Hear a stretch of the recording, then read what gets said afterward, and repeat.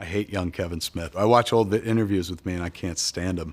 I just want to sit him down and be like, don't you know you made Clerks? Smile, God damn it. Like, it's funny.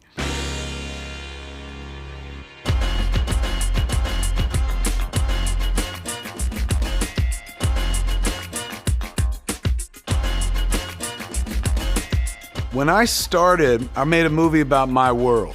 Son, Bob, you're a rude motherfucker. You know that? You're cute as hell. Then I got to make another movie, and I decided to connect those movies. Seems such a waste to just start a whole new story where the characters didn't know the characters from Clerks. I hate how fake Hollywood is. The idea of a continuity, of a universe. Don't tell me you have no idea there's a movie being made of the comic you two were the basis for. That came from growing up reading comic books. You know, Daredevil knew Spider-Man. Spider-Man knew Reed Richards. They all knew each other because they lived in New York and Marvel Comics and stuff. That was the birth of the Askewniverse. Our production company was called View Askew, so I started referring to those movies connected as the Askewniverse. A lot of people are like, hey man, Marvel stole your idea. No, I stole Marvel's idea. I just took it from the comics. They came to movies, they took it right back. Like, thank you for looking out for universes for us. We got it from here. I love that place. It's where I came from. This is my world. I knew everybody there, and I like the people of New Jersey. This is my hometown. What, you're saying you're from the burbs? Middletown, New Jersey. Get out of here! So when I started making movies, I set everything in New Jersey, like right where I was from. Didn't make sense to set it anyplace else. Why would I just be like, all right, well, this is set in Rhode Island. You know, I'd never been to Rhode Island. All the characters that I've written are archetypes of my world. Hey, I'm a firm believer in the philosophy of a ruling class. Most of the characters are incredibly erudite, overeducated, underemployed, as the boys in Clerks were. Smarter than everybody else, but not smart enough to get themselves someplace else. How did I go from the verge of hot fluoridating sex with Brandy to man of still coital debates with you in the food court? Just smart enough to realize this is all a scam and we're trapped, but not smart enough to get out of the box. Guys that look like you have a lot more to offer because you'll always try harder than the pretty boy. Always very strong women in their lives who shape them and kind of make them what they are. Forget about what you thought you were and just accept who you are. That's a bunch of horse You know, I knew I could write dialogue, and I had a voice, an ear for dialogue in my head. Give me a blonde-haired white boy so I can enjoy that shit. A lot of crudity. I try to keep it real and raunchy. And real raunchy.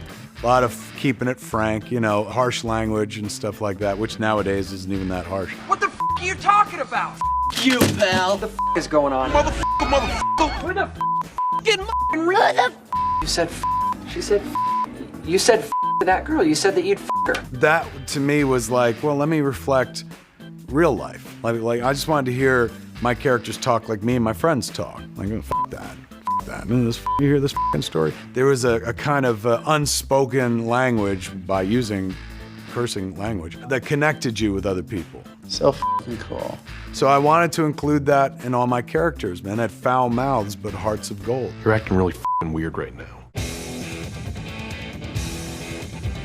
I'm not much of a director. You ask any critic, they'll tell you. I think like an editor, so I'm just like, all right, I read the scene and I'm like, 6 shots gets me out of here. And honestly, probably do it in 4. You know, Chasing Amy Forward, I've edited everything, sometimes with Scott and then the rest of the times by myself. Chasing Amy was the movie where I learned you don't have to go crazy and shoot a bunch of coverage. Only shoot what you need, and that was because we were shooting the scene at the end of the movie where Holden, Ben's character, suggests a 3-way. I know what we have to do. As we headed into shooting that scene, most important scene in the movie, Dave Klein, our young DP, comes over to me and he goes, Please don't say it. I forgot to order film. So we basically have about 3 rolls for this entire weekend.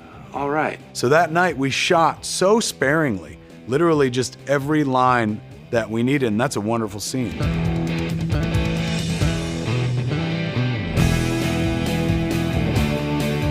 Pop culture made me what I am. I don't like the sound of them apples, Will. I loved movies, and I loved TV, comic books, Star Wars. These were the things that I was passionate about. In Clerks, our characters talked about pop culture. What did you like better, Jedi or The Empire Strikes Back? Empire. Blasphemy. Like, it wasn't enough to just have them talking about the fake events in the movie. I liked that they were sitting around talking about, like, you know, the same me and my friends talked about. That came from Quentin. I saw Reservoir Dogs. It opens with this conversation about, Madonna songs. Like a Virgin's not about some sensitive girl who meets a nice fella. And I know the movie's gonna be about a bank heist, but these guys in suits sitting around a table talking about a Madonna song the same way me and my friends would sit around and talk about movies. That was a revelation. I said, you can do this? Jay and Silent Bob are in the his hills! The wonderful thing about the Jay character is he seems to have no moral barometer, good or bad, so no filter between brain and mouth. So what's up? You have a friend for Silent Bob or you can just do us both? If so, I'm first. I hate sloppy seconds. You're a man of principle. Because of the heart of the character went over, connected, and I was able to take those characters beyond, like, the first movie into almost every movie I ever made. Snoochie boochie noochies. I had a heart attack a few months ago, like this was the year 2018 where I almost died. Unbelievable. When I was laying on the table, the only remote regret I had, and this is an absolute true story, so I was laying there, I said to myself, man, I wish we had gotten to make Jay and Silent Bob reboot. Because right now, if I die, the last movie I made was Yoga Hosers. Oh my God! I'm gonna go out on Yoga Hosers, and I'm gonna start with a great convenience store movie and go out on a convenience store movie nobody likes. It's pretty rude. Like, God, I wish I could live just to make one more movie to go out on. You gotta get back on the horse, man. When I wound up living, as soon as I was out of there, out of the hospital and off the table, I was like, we are making Jay and Silent Bob reboot. Yeah, badass, yeah! 1 year from the moment when I had my heart attack and I went to the hospital and was almost gonna be dead. 1 year later, I'm gonna be on a set making Jay and Silent Bob reboot. Not even supposed to be here today. That's my life. The idea that you're like, well, wouldn't that be cool? And then you just try to make it happen. That's all life is. Goddamn yoga hosers.